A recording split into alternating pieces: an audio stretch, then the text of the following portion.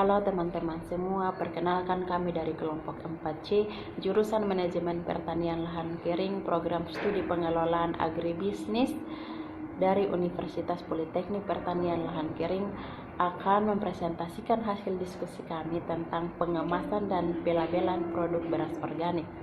Namun sebelum itu, izinkan kami untuk memperkenalkan diri, yaitu saya Ortiana Beis yang akan menjelaskan tentang hasil dan pembahasan dari pengemasan dan pelabelan produk beras organik, dan kemudian teman saya Gina Tunai yang akan menjelaskan tentang metode pengemasan dan pelabelan produk beras organik, dan yang ketiga adalah teman saya Sri Wahyuni aku yang akan menjelaskan tentang latar belakang pengemasan dan pelabelan produk beras organik dan juga kesimpulan dari pengemasan dan pelabelan produk beras organik.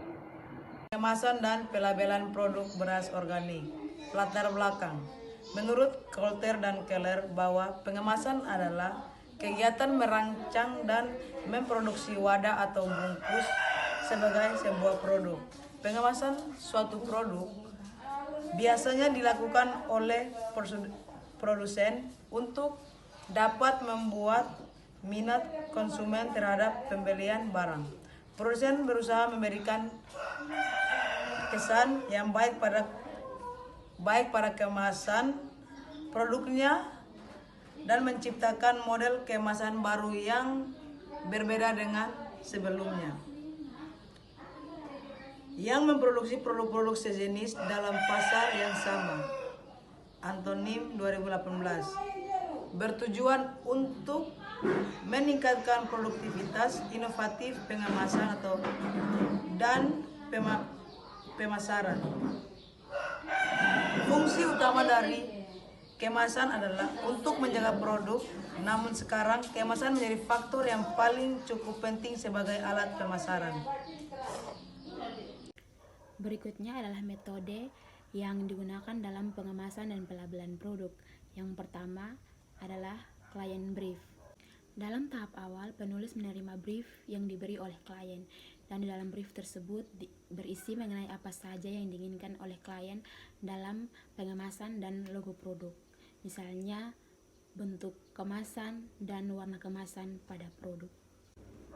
Yang kedua adalah pengumpulan informasi.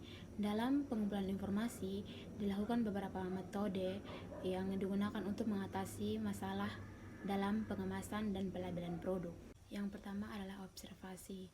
Dengan menggunakan metode observasi, kita dapat mencari referensi-referensi mengenai jenis kemasan, jenis huruf, bentuk kemasan, dan lain-lain. Dan untuk mencari referensi-referensi tersebut, kita bisa mencarinya melalui internet. Nah, dalam internet kita dapat menemukan begitu banyak referensi-referensi atau gambaran-gambaran yang bisa kita gunakan dalam pelabelan dan pengemasan produk. Dengan melakukan observasi, penulis lebih mengetahui apa saja data yang digunakan dalam pembuatan logo dan apa saja yang tidak perlu digunakan. Berikutnya adalah diskusi. Dalam diskusi, penulis menggali data yang telah diisi oleh klien, dan diskusi ini dilakukan dengan desainer instansi di mana posisinya adalah sebagai mentor dari penulis. Metode berikut yang digunakan dalam pengemasan dan pelabelan produk adalah perancangan konsep. Setelah melakukan analisa terhadap brief yang telah diberikan oleh klien, maka selanjutnya akan dilakukan pembuatan desain logo dan kemasan pada produk. Dalam pembuatan desain ini, penulis mulai membentuk suatu konsep perancangan desain. Berikutnya adalah langkah-langkah yang perlu dilakukan dalam perancangan ini. Yang pertama adalah menentukan software, yang kedua adalah pembuatan desain logo produk, yang ketiga adalah menentukan bentuk kemasan, yang keempat adalah layout kemasan.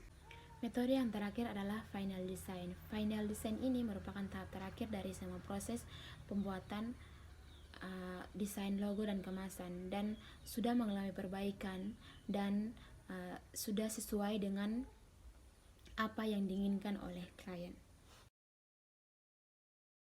Baik teman-teman, selanjutnya hasil dan pembahasan.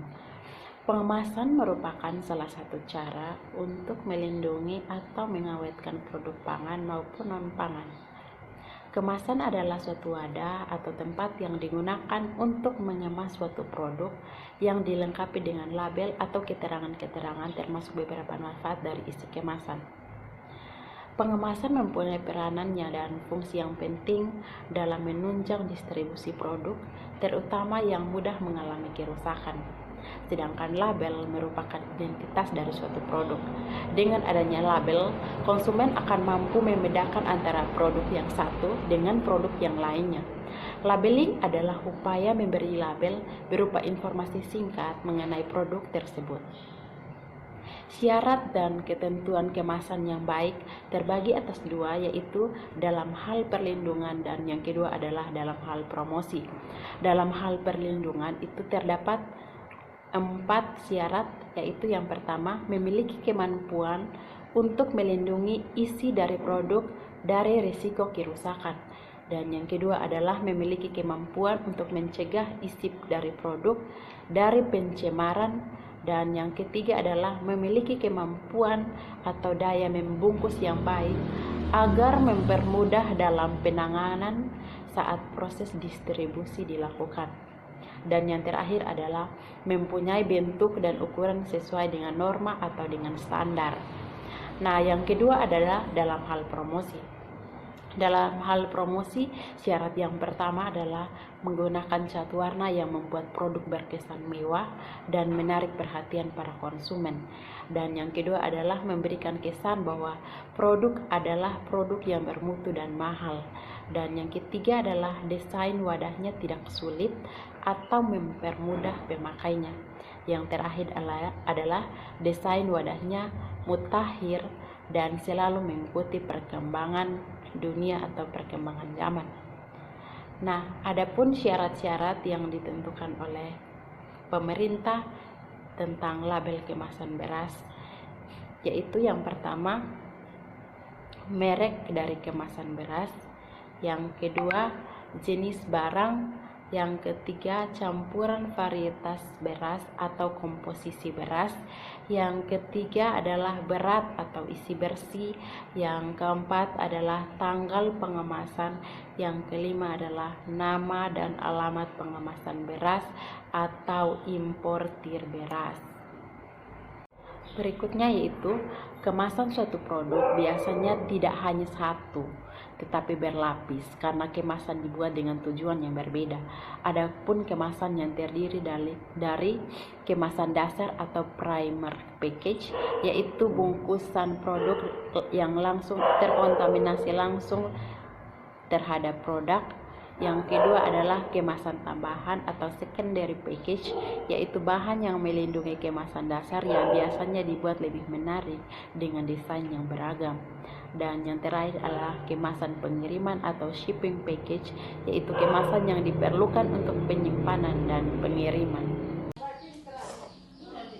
Kesimpulan, pengemasan dan labeling dalam rangka memasarkan produk beras sangat penting untuk dilakukan. Pengemasan selain berfungsi sebagai alat pelindung produk, juga meningkatkan daya tarik konsumen untuk membeli beras. Sajian beras yang dikemas dalam wadah yang bersih, bagus, tahan air, tentu akan meningkatkan penjualan. Selain hal terpenting dari kegiatan pengemasan ini adalah labeling. Labeling berfungsi sebagai identitas suatu produk beras agar konsumen dapat memilih produk beras secara benar dan tepat. Sekian dan terima kasih.